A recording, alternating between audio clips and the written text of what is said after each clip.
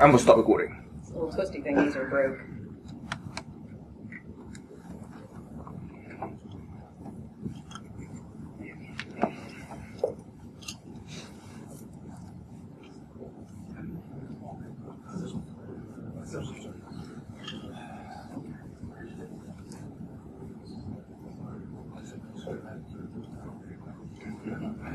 Magic. Okay, cool.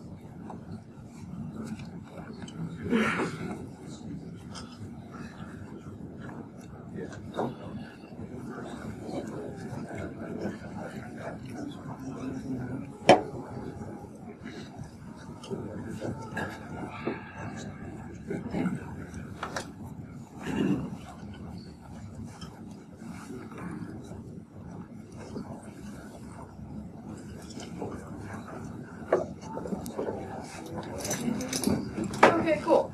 So luckily I don't have a lot of small print on my slides. I don't think you'd be able to see that in the back. I don't know if you can see the large print in the back. So if you want a copy of the deck, just let me know.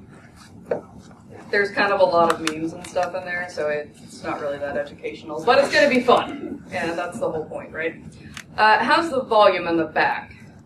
Good? Bad? Right? Awesome. So if I start to kind of get quieter, trail off, just make some kind of rude gesture or something, and I'll do my best to speak up. All right, so for those of you who don't know me, I'm an Ohio native. Usually this is where I would insert the Go Bucks. We're going to talk about that later. So I've been in and out of Ohio, in and out of the DC area. SecureCon as a company does a lot of work in Central Ohio, so I'm here quite often, almost more than not, as also many other hotels. So I've been in security for a while, done a lot of defense work, some on the financial side. SecureCon as a company does a lot of SCADA, so my work wardrobe is varied. I got a lot of fire-resistant things and boots and office-appropriate attire. So the cool part about that is I get in and out of a lot of different places, and I get to see a lot of different perspectives on security. So kind of how I wanted to tie it all in together here. So what I wanted to talk about is, hopefully we don't get volatile, is Midwestern Night. So this is a new talk. We're all going to experience it together for the first time, because these slides just got finished about an hour ago. So let's talk about Midwestern Night. So we do some stuff in the Midwest outside of Ohio, and I started to kind of notice a trend as we began to work with more and more clients that were in the Midwest area. So Midwestern Night, what does that mean exactly? So there's a lot of comparison to Midwestern Night and like Minnesota and the Dakotas.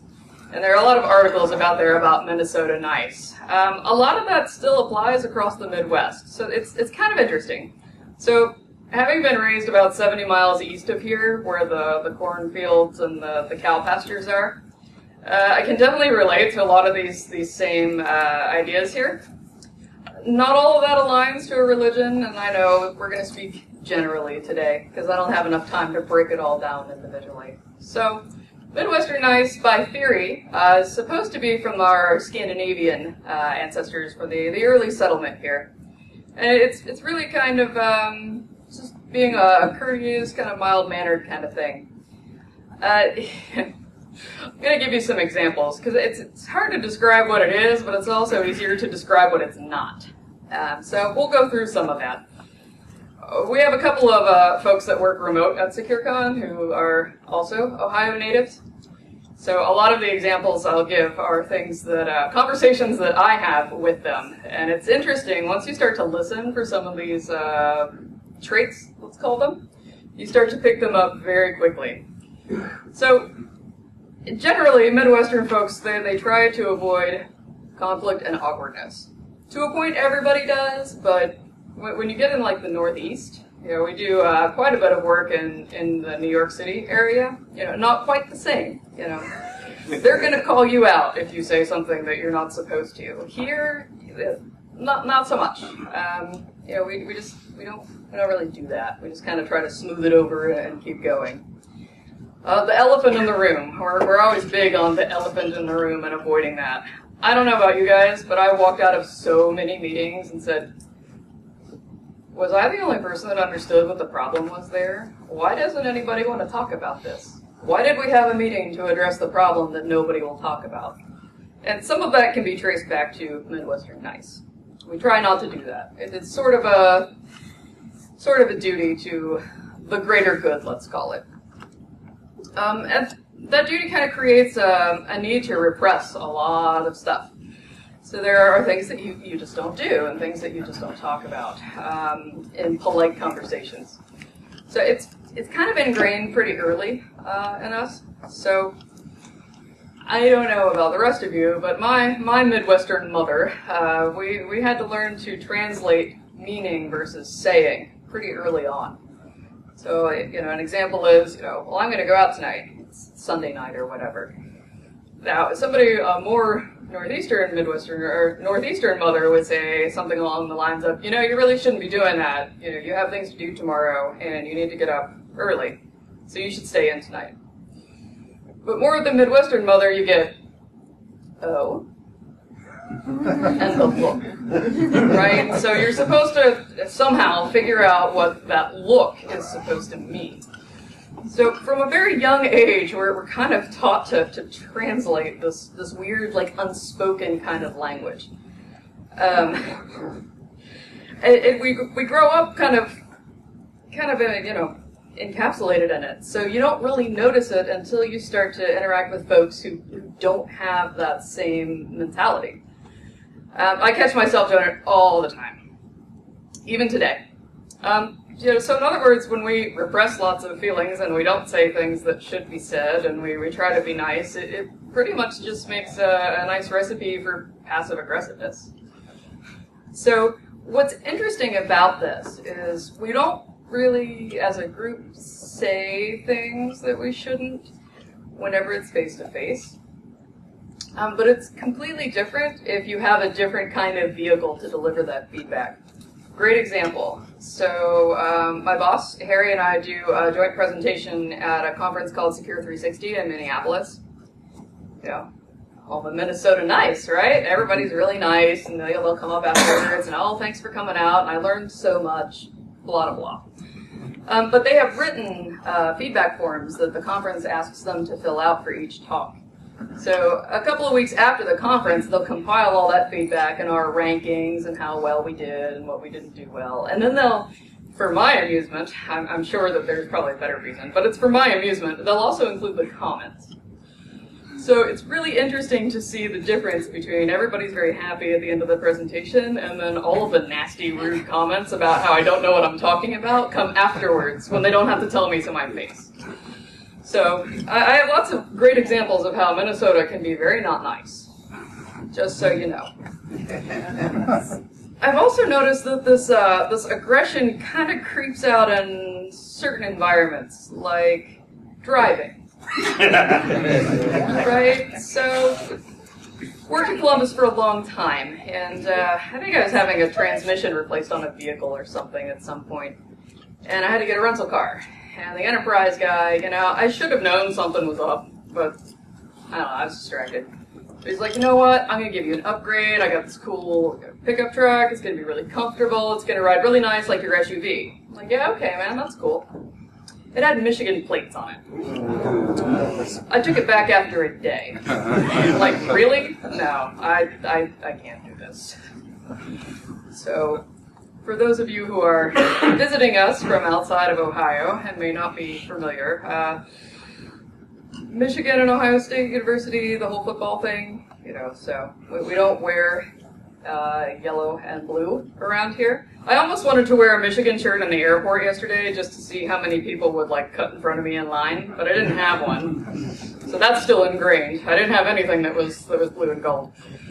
But we tend to take that aggression out on ways that we don't necessarily have to own it so directly.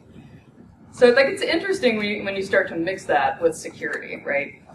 So what that does is it gives us this really interesting Midwestern dialect, for lack of a better term. I don't really know how else to describe it. So there's a whole lot of implied meaning, which means there's a whole lot of room for misunderstanding. We do a lot of asking without asking, and I still catch myself doing it.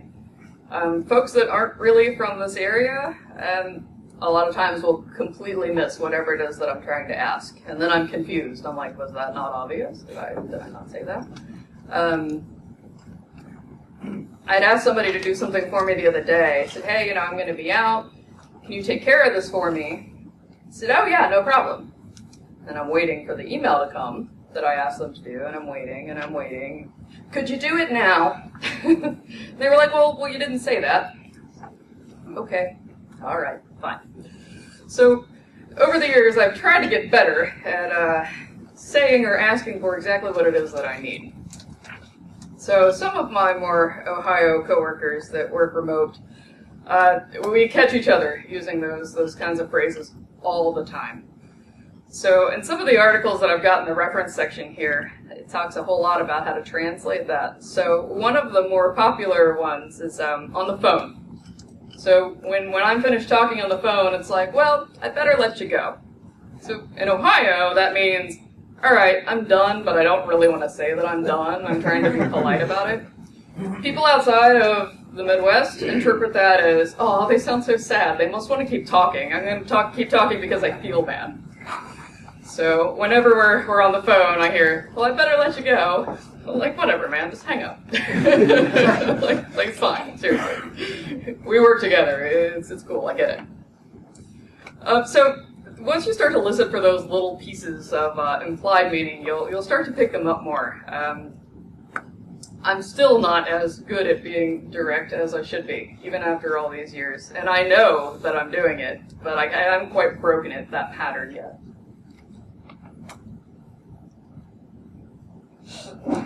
So one of the other things that comes in with Midwest Nights is we don't like awkward silence, right? So there's almost this need to really fill all of the conversations with something else in between. So this has a whole lot of small talk that's built into it. Great examples, as I've been hanging out at the vendor booth up there. Oh, by the way, please stop by the SecureCon booth up there and take a lot of free stuff because I don't want to pack it all back up. Right? So I don't sell things by computer. So I'm not trying to sell you anything for real. Just please come take some free stuff. It really helped me out. But it's funny to kind of watch folks walk by because they kind of want a shirt, but they kind of don't want to look at me. It's kind of like the mall kiosk. Where you try really hard, you just keep walking and try not to meet their eyes, but you need to look over there, but you don't want to lock eyes with the mall kiosk person, because then you feel like you gotta say something. Even though you don't want the, whatever bamboo lucky plant or whatever it is that they're selling, now you feel the need to do something about it, at least acknowledge it, right? So, and then we have to fill that awkward silence with more things. So because I don't want to be rude, I might stand there and listen to this person talk about lucky bamboo for a while and hope that somebody calls me and kind of look around for my escape route.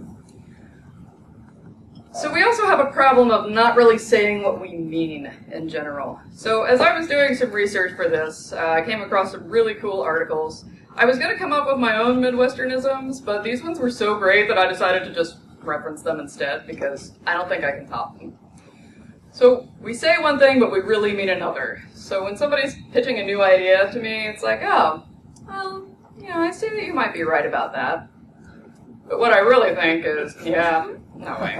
But I'm not going to say that because that's rude. Same thing when somebody suggests that I read something that I really don't want to. Like, please go read this blog about doing, midnight hot yoga. Yeah, okay. Oh, I'll check that out. Thanks. Yeah, no way. Not happening. No, it's just not happening. I just can't tell you that you're crazy because I'm trying to be nice. This one's one of my favorites. This is the awkward, I don't know how to end this conversation. So, yeah, I got a thing. Okay, gotta go? I'll see you around. Yeah, that's it. So it's kind of fun to play with these because as you start to listen for them, you'll notice them more. And then you can really start to have fun with it because the expected response. So when we know the expected response, it's fun to kind of experiment with ways to get an unexpected response. Oh, I forgot to add my cool effects on this one. It was a late night. Right, so when somebody's working on a presentation or they pitch an idea, I'm like, oh yeah, that sounds pretty close to, I know what you mean. Yeah, just give it up, man. I don't know what to tell you. This one is my favorite. Although I've never heard anybody who does artisanal ice cubes for dogs, but I'm sure that would be really interesting. Note the word interesting, right? That's really interesting. Think about how many times you use that word during the day at work. But what that really means...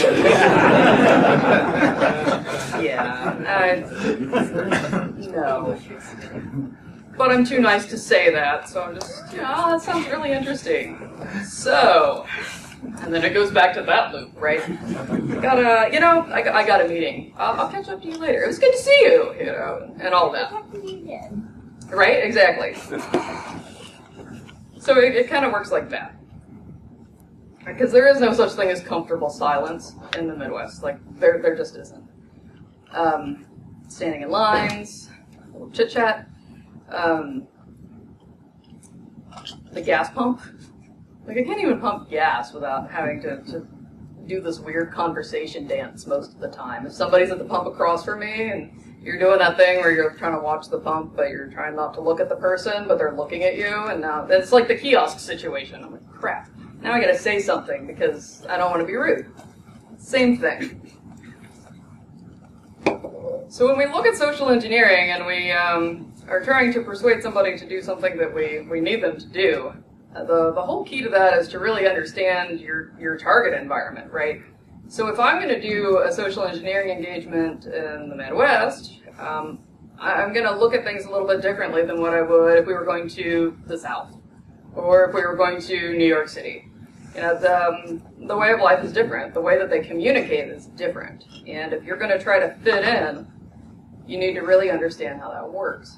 And because social engineering basically uses our makeup as humans against us, right, because everybody wants to be nice, right, we're back to that again. You're going to be tired of hearing that word by the time we're done. It really works against us in a way that we don't really understand it. Like we don't catch it until it's too late. And I find that that's usually the case when it comes to social engineering in the Midwestern areas. So we do this by building rapport, right? And some people call it rapport by design, and sometimes it's called rapid rapport. It's basically where we can exchange, some small talk or a few ideas and really kind of get in sync with that person. So there are a couple easy ways to do that. So for those of you who are here from out of state, I'm going to give you a couple of shortcuts to how to start a conversation with anybody in Ohio. Ready? All right, you don't even have to know anything about these subjects. So we're at the gas pump, we're in line, we're in the smoking area where I'm trying to get into this building, and I'm trying not to choke on the smoke. So how about that weather? Because the weather is just crazy, right? So it doesn't matter what the weather is like today. They're like, man, how about that weather today? And then it'll launch that other person into this rant on, I know, yesterday it was 70 degrees, and now I need gloves, and tomorrow I need the air conditioner. And it's just and this how it is. falls out of the sky. Yes. So I can always start a conversation with anybody in Ohio about the weather. Very easy to do. Personally, I don't really sports ball. That's not my thing. But I still understand the basics of it, right? So all I gotta do is be like, yeah, what do you think of the team this year? I don't have to know anything about the team because probably whoever I'm talking to does. So I just gotta let them do the talking and then do some nodding. It's just not like what it used to be. And then they'll launch into a conversation about, how it was when so-and-so was coach and this person was quarterback and, and they're finishing their cigarette, and as they're going through their rant, they open the door for me and hold it so that I can walk inside. It's all about, a little bit of diversion there. And if both of those don't work, construction, right? The state is forever under road construction. So all you gotta say is, I don't think this road work is ever going to be done. Like, you don't have to be familiar with, the whole 670 split or any of that stuff. Like, all you gotta say is, how about that commute this morning? I don't think this road work is ever going to be done. Because no matter where they're commuting from, they went through some kind of construction zone. Guarantee it. It's just the way the state is. It's how it works. Right? So, for our out-of-state transplants, it's because the weather is so bad. It causes a lot of damage to the roads. I could go into a long talk about how concrete blacktop work and all of that, but I will spare you. Because I don't need to fill that awkward silence. I have other slides to do that. So what that really boils down to, and I had to direct quote this because I just thought it was fantastic from an article that I had picked up on Midwestern Night. We don't really want to embarrass somebody by speaking up even when they're doing something wrong, because that would embarrass them, and that would make an awkward situation, and that would create conflict. If we don't really like that, generally speaking. So it's so much easier for them to watch somebody hold the door for somebody to let them into the building and not say anything than to say, hey, where's your badge? Right? Because we're just not programmed that way. So we're going to talk a little bit later about how to try to combat that a little bit when you're building a security program, because all of those behaviors are contradictory to what we teach people in information and physical security. So how do you teach people to call somebody out when you're basically raised not to? It's going to take some time. Cool example of this. A handful of years ago, we were doing a physical penetration test on a SCADA client, and they run a large portion of the smart grid. This is not a smart grid talk. We're not going to debate how smart the grid is or how not smart the grid is. That's a whole other story. Basically, they had a control center that was 4 stories underground that we were supposed to infiltrate as part of this test. So their physical security guy was so confident that we weren't going to get in. He basically told me the first time, "You're not getting in." Which I don't know why they do that. Because I don't care how many hours it takes now. I'm getting into wherever it is I'm supposed to be getting into. And in their defense, they had a lot of really great defenses in place. Like, they did a lot of things right. The badging system had some issues. I'll give them that. And we were able to exploit some of those issues, but not quite enough to get all the way into the control center. Since then, I've learned how to get around that control. Basically, they were using a combination of a proximity card and a biometric at the door for the control center. So at the time, I was really good with proximity card cloning, but not so much with dealing with the biometric piece. I've addressed that since then, without the use of gummy bears, because I've got a little bit further than just smashing the gummy bear on the reader and hoping that it works, because some of the vendors actually picked up on that and it doesn't work that much anymore. So with our clone badge, I basically just put on a nice pretty jacket with their corporate logo on it that I had made because I couldn't find one at the Goodwill nearby. Have my clone badge that's going to get me most of the way in, but not all the way. Bless you. But I needed some kind of diversion, right? So I cannot tell you the number of places that I have walked into with a clipboard. It makes me look official, and it makes me look like I'm doing the things and stuff, right? So my plan was, the hallway for the door to get into this control center was, it's literally just 2 doors that go into this little hallway, an elevator because of their safety requirements, and then the stairwell. So my plan was, I can't get around this biometric reader, I can't open the door from the outside using some of the other tricks that we use. I'm just going to wait for somebody to come out, I'm just going to grab it really quick before it closes. It sounded like a really good plan to me, because I was out of ideas at that point. I had a clipboard, but I really wasn't sure what I was going to do with it. It didn't really matter at the time. So a younger guy comes out. He wasn't an intern, but he had just started working there. So I felt a little bit bad about that later. I taught him a life lesson, right? He'll never do it again. And he was a nice guy, right? So as he came out, I was going to grab the door, but they thought about that, and they made it so that the door basically slams behind the person, right? So there's no way to just kind of grab that handle without drawing the attention of somebody and missing and then making a bigger problem for yourself. So as he comes out, he notices that I'm standing there with my stuff. But he doesn't really say anything. He just kind of looks at me. So I asked him, I said, well, I'm here from the audit department. I have to do physical inventory. I've got to do printer inventory. I'm new. The new guy always gets stuck with equipment inventory. I said, there are 3 printers that I have on the list for down there. I need to get somebody to escort me down there so that I can check the serial numbers and make sure that the inventory is complete. I said, do you know anybody that can take me down there? He said, well, I can take you down there, which is really what I asked, but I just didn't ask it that way. He said, I can take you down there, but we got to sign in first. Okay, this is going to be interesting. So he walks me outside of the little area over to the guard building. I'm still wearing my fake badge and all my swag, and he walks in, hands me the clipboard to sign in. Security guard doesn't look up from the solitaire on his phone.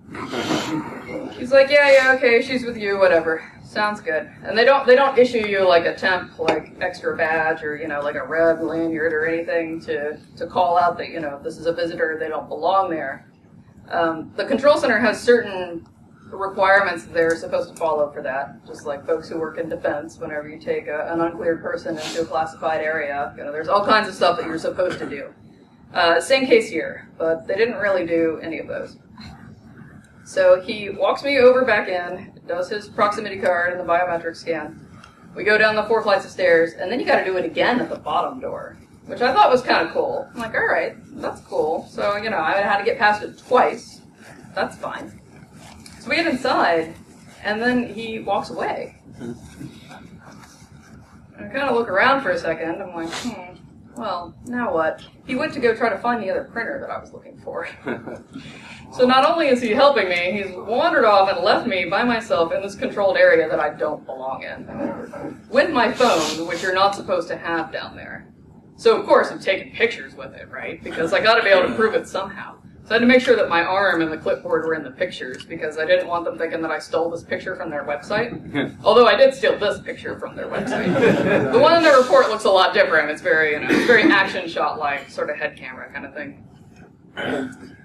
But that just goes to show, he was just trying to be a nice guy. He was trying to help out. He didn't want to tell me, no, I can't do that, or hold on, I've got to check with my boss, or I need to verify, this, that, and the other.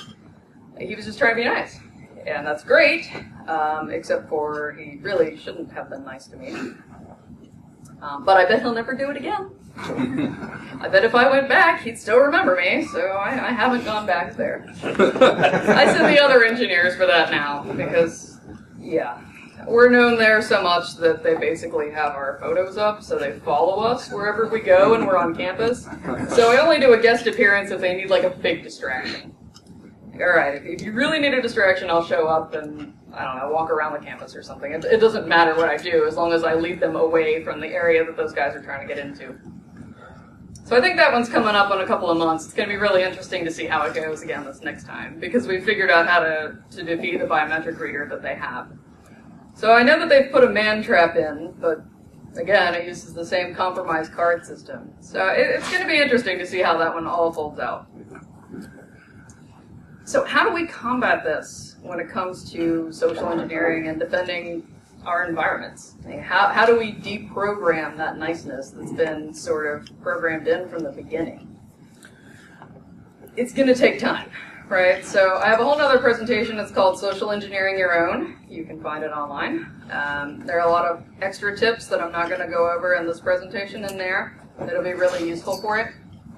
Because I'm a glutton for punishment, I co-authored a book on creating an awareness program, because nobody wants to talk about an awareness program. So that's what I talk about. In this instance, we've noticed over all of the tests that we've done, physical, social engineering, or the blended, the red team, we've really noticed a couple of things. And most of that is there aren't really good procedures for entry and exit into a lot of these areas, especially if you're in like a multi-tenant building, where so-and-so's on the 3rd, 4th, and 5th floors, and we're on the 1st and 6th or whatever. Nobody's really clear on what they're supposed to and not supposed to do. And a lot of these environments, people have badges, but they don't wear them. So whenever they come up to the door and they hold it for somebody, how are you supposed to know that that person works here or not? Once you get into like a larger organization where everybody doesn't know each other, how are you supposed to know that that person is authorized to be in there? The flip side of that is sometimes we come into environments where they have very defined procedures like that, and they're close, right? So you can tell that like they're starting to work with the awareness program, but it's not quite there yet. So sometimes we'll get challenged. And one of our coworkers, a very large, kind of scary-looking guy, we like to send him on these just because it's kind of amusing to see if this large, scary-looking guy, who obviously sticks out in an office environment, can get himself into an area and stay there. So basically, it was a multi-tenant building, just like I had discussed, and he walked in behind somebody and took over an office. That person was out on vacation, so he just went and sat and made that his office for the week. So about the 3rd day, somebody got, they were ready, right? They were ready for that conflict. They didn't like it, but they were going to do it because they knew that's what they were supposed to do. So they come up to him, they're like, "Hey, where's your badge?" Being the big guy that he is, he's like, "I got mine, where's your badge?" Whoa, they weren't prepared for that. Right? Like, that wasn't covered in the training. At that point, the person's supposed to be afraid and run away. Like, they're not supposed to say something back. So because the guy was he just wasn't ready for that response, he just completely locked up. He was like, "Well, I work here." It's like, "Who are you here to see?" It's like, "Oh, well, I work with Steve. He said that I didn't need a badge, so you can go talk to him if you have questions." Just shut him down, turned around and just went back to the office. And waited for security to come and get him, but security never came. Right? Because at that point he didn't know what to do. So a lot of these environments, you'll see that they have some kind of policy. It might be loose, but it's some kind of policy on like physical entry into the space. But they don't tell you what to do when you find somebody in that space that doesn't belong. What do you do? I don't know. Especially if they don't have on-site security personnel, what are they supposed to do? So those are the kind of holes that we see across the board. It doesn't really seem to matter if it's a large or a smaller organization. A lot of times they're not prepared for the unexpected because you don't know what you don't know. So we've recommended a lot of times just looking at those policies and trying to think devil's advocate on, all right, so step A. If step A doesn't work, we go to step B. How do you escalate that? Well, what do you do if you see a suspicious person in the building? I don't know. What are you supposed to do? Well, I don't know. We didn't document it. And then it circles back around. And because we want to avoid that conflict, we don't really want to create a hostile work environment. Most of the time, they just, well, that's not really what we want to do here. And they move along. I'm like, okay, you just spent a lot of money on a physical test for us to come in and evaluate this for you. These are the holes. These holes will still be there unless you address them the next time. So sometimes they're addressed, most often they're not. And that's because it requires so much more than just, we'll just change that setting, or we'll just set this card reader up on that door. Because it requires so much cultural change, they don't know how to deal with that, they don't have resources to figure that out, that they just drop it, because they don't know what to do. So I've been working on some resources for that, inside and outside of the book. I've got quite a bit of reference links. Not all of them are in this presentation, but if there are other reference links that you need for your program, just let me know. And the basic stuff, right? So to us in InfoSec, this is all really obvious stuff, right? What happens if you get a suspicious email? What happens if you get a suspicious message? And some of that's fairly well documented in places that we go in and out of. We did a red team middle of last year on I gotta figure out how I can talk about this. On a federal client, put it that way. And they had lots of really great defenses in place against phishing and whatnot at the SMTP server, right? So they had great email defenses. So what do you do when you need to phish and they have a lot of good defenses and I don't want to deal with all those? You phish without email, right? So you just go around it. So LinkedIn is a favorite of mine. If you've seen any of my talks, you'll know how much I love LinkedIn. It's the phone book for social engineers. It really is. If I want to know who's on the network team for that company over there, I just look on LinkedIn, because they're probably on there with their whole resume that tells me all about their career and what they do there and what kind of technologies that they use. And it's great because I don't even have to fingerprint at that point. I don't have to scan anything because they've already told me what they have. We also use it on the flip side, not just for intel gathering that way, but we'll also use it to build that rapport that I mentioned earlier. So, giving away some of the family secrets here. So there's a really good way to do this, and it's all about the profile picture, okay? So it's got to be like a really nice looking girl who's right about college graduate age, right? It can't be too obvious. It can't be like a Girls Gone Wild kind of thing, you know, we're not that kind, right? Because those are easily picked up. But it needs to be something that's like a candid photo that looks, you know, kind of cute, looks unimposing. It works pretty well in larger organizations where everybody doesn't know each other. And we basically make them our candidate, bless you, and we create them a little resume and we put in some work history for that organization. Maybe we list what college they went to, especially if I notice like that there are a lot of graduates from a certain school working at that company. I'll go ahead and add a degree from that school in there as well, right? Because we want rapport, we want things that are in common. And I'll just fill out, not really detailed on the resume, just high enough level to kind of give them an idea of who this person is and what they do. In this case, her name was Anna. And Anna got really popular. So we actually exceeded the amount of transactions that you can do in a free LinkedIn account. I didn't even know that there was a limit, but there is. So we had to upgrade, right? Because Anna was really friendly at first. Because it just looks like, you know, a young, ambitious, recent graduate who wants to work their way up in the organization. Fantastic. So as Anna started to make new connections, the other connections started to find her. And it got to the point where I wasn't sending out, you know, 50, 60 LinkedIn invites a day. After we got in a couple of weeks, I didn't have to send any more invites because they would come to me. They would see, you know, popped up as a suggested thing, and, oh, this girl's so cute. Yeah, let's help her out. And it got to the point where she had more connections than all of us in the company together. I was like, uh-oh, okay. LinkedIn did sort of catch on to it. They were like, whoa, there are way too many connections for this, or way too many transactions. They disabled the account because they thought it was a bot. So Anna emailed them a really nice email that said, you know, I don't understand. I know you sent me these rules of the road. I didn't violate any of these. You know, can you please tell me what I did wrong so that I can get my account re-enabled? They have great customer service, by the way. So the next day they came back and said, oh, you know, we're so sorry. That was our mistake. We disabled it. We turned it back on. Here, go ahead. Like, whew, okay, good. Because I put a lot of time into that account. A lot of time. Side note, they actually disabled my real LinkedIn account because I forgot to clear some of the browser cookies. So if you're going to do it, be smart about it and use different browsers. We can talk about that later. Get me after, we'll talk about that some more.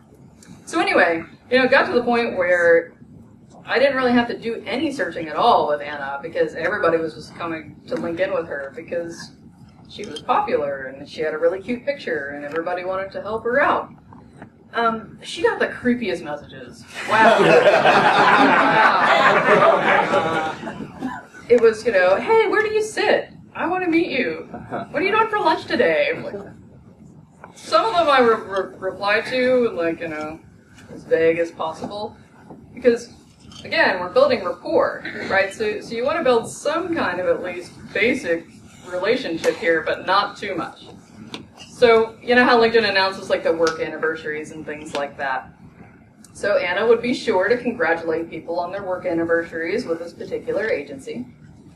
And sometimes they would reply back, "Oh, thanks. Hey, I don't think I know you. Where do you work?" And then the dialogue would start that way. So for quite a while, I did nothing but chat on LinkedIn all day at work and get paid to do it, which was really cool. So while we're doing all of that part, we're still doing all the technical piece on the side and building up the attacks that we wanted to use, making the payloads and figuring out how we're going to deal with the payloads and their endpoint protection. We know what endpoint protection they're using from a couple of different sources. LinkedIn was one of them, but not the only. So when the time came, we did a couple of different attacks too. We did some document-based attacks, right? A little Empire framework in there. If you haven't used it, it's highly recommended. You can actually attach documents in the LinkedIn Messenger. That's kind of cool. They do some sort of virus scan, but it's not very good. But what we decided to do for Anna, instead of dealing with trying to get around the security settings in LinkedIn, because again, we don't want to attract the attention of the LinkedIn staff, we made her own website, right? So she had her own domain, she had an SSL certificate, right? Because we got to be safe. And it was, just a WordPress site. I mean, it wasn't anything special at all, but it had some nice Adobe stock photo in there, and it had her same picture, right? Because the picture is important. It had her same photo from her LinkedIn profile, so that you see that bright, shining, innocent face to download her resume. So we had made it so she had a work anniversary, right before we were ready to do our attack. So she had her 1-year anniversary of the agency right as we were ready to do that attack. So when she would get congratulations from people, "Oh, congrats on your 1-year anniversary, blah, blah, blah," then we would reply back, "Oh, hey, thanks so much. I'm really looking to grow within the agency. I was wondering if you could take a look at my resume and let me know what you think." Link. Right? So you're already around, you're phishing without email. You don't have to worry about email. You don't have to worry about LinkedIn security. It's encrypted, because safety first. So that's how we went about that, right? So we did a couple of different variations of that basic thing. But we used the rapport that we built with Anna, in order to deliver all of those messages. And because, that's a pseudo-trusted sender to these folks, they don't know that Anna's not real, they went ahead and they would click it. They would open the documents, they would look at the website, they would run the Java upload, which was signed, by the way. But that didn't matter, right? They'd already been conditioned to just click the run button, and we check that box for them to automatically trust this and run every time, because it's trusted, so why not? So it worked really well from the attack perspective. So what was the problem with that? So back to those procedures and the policies. How do you have a policy for don't talk to strangers on the internet? Really, what are you going to do? They're not using work email. Yes, they're using LinkedIn at work, but they can't block LinkedIn because of the political craziness that would happen when, the CIO can't be on LinkedIn all day, because that's a professional tool. So you've got lots of problems here, right? And if you're not good with your outbound proxy, if you're not really on it, you're not stopping those links when they click on the messages. So it was actually kind of impressive what they did. Somebody reported it because they looked and they saw, oh wait, this name, even though it was a pretty common name, wasn't in the employee directory. They're like, wait a minute, this person doesn't exist in the agency. So even though they didn't really have a policy for that, somebody spoke up. I don't know who they reported it to. I didn't get the details of that part. But somebody said something. Someone in security. And then they started to investigate it. So when it came to the outbreak, it was interesting because they had identified it as a threat. And they had sent notifications out to folks, hey, this person isn't real. Don't talk to them. It didn't work, but they did try, right? So when it came to the outbrief, I just popped up that picture. I didn't put anything else in that slide, just her photo. They're like, oh, thank God, that's you. We thought that was China. Okay, I'll take that compliment. Right, but they wouldn't even have known about that attack vector had somebody just not said, hey, you know what, this doesn't look right. And really that's what we need to try to instill in our workforce. Is, hey, you know what, it's okay to say something's not right here. That's not an easy thing to do, right? Especially with, when your user base does stuff like this. They all do. Don't tell me your users don't.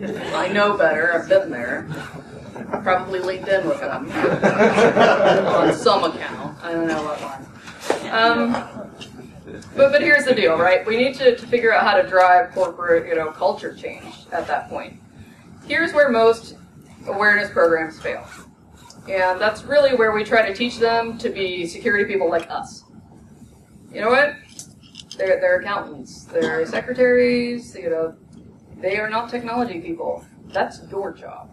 Their job is to just know who to pick up the phone to call, who to hit forward on that email to, and say, hey, I saw this.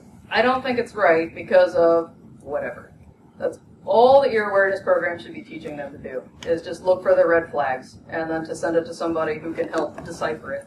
Right? They're not going to dump email headers and try to figure out if this email was bounced through this service. Like that's not what they do. Like they've got payroll to deal with, right? So I'd rather them deal with payroll while I investigate this weirdness. And really wrapping it in disguise. Training in disguise is kind of a cool thing. Back to that whole social engineering your own presentation, I got a whole thing about how to do that. They're your first line of defense, right? So they wouldn't have known about Anna if somebody hadn't have just said something, and then be taken seriously on the flip side, right? So there's my little life lesson, right? So we got to be patient as security people because they're not security people. They don't know. I got to put this in here. I'm almost out of time, but my husband used to work incident response at Patel a handful of years ago. And he was working with one of the groups that had something kind of suspicious happen. And he told the secretary, he said, hey, if you see anything else that's weird, just give me a call and we'll figure it out. So she calls him the next day, like all panicked. She's like, I think there's something wrong. I really need you to come up here. It's like, okay. So he goes up and she's there, her hands are all in a tizzy. And she's like, I searched something in Google, and then I looked at the bottom, and there were all these extra O's in Google. And I know they don't belong there. Okay. But his reaction there was really important, right? So had he did the, wow, that was really stupid, don't call me with this, don't waste my time kind of reaction, do you think she ever would have reported something suspicious again? No way. I wouldn't do that. If you're going to yell at me, I'm not going to do that at all. So, he took a breath, laughed inwardly, and said, okay, this is the way this is supposed to work. It's okay. Here's some of the other things that you might want to look for. And just like a quick 30 seconds, just high-level view in her inbox of, here are some weird things. If you see these things, call me. If you see other things that look weird, we'll figure it out together. Took 5 minutes of his day. So we have to reinforce that behavior, even though it still needs some tuning. So rest assured, Google is safe, even though it has extra O's. And a couple of ways to do this. You got to wrap it in a couple of different delivery methods because not everybody learns the same way. Most folks don't learn visually just by reading things. Well, I sent an email. They should know not to click on that. Most folks don't learn that way. So you've kind of got to tie in different ways of doing that. We've had a lot of success inside and outside of the federal agencies with doing some guest information sessions.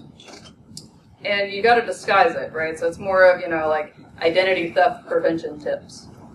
We're really teaching them how to not give away personal information online and or company information online, but you've got to make it so that it matters to them, or they're not gonna pay attention, and they're not gonna keep that knowledge with them. So keep it up. It's a long road, but it's our road to travel.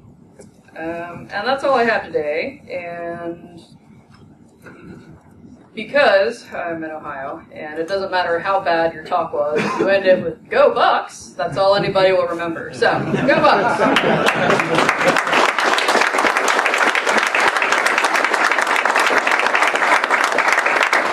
I just dropped drop me an email or hit me on Twitter if you want a copy of the slides. I've got the references at the back.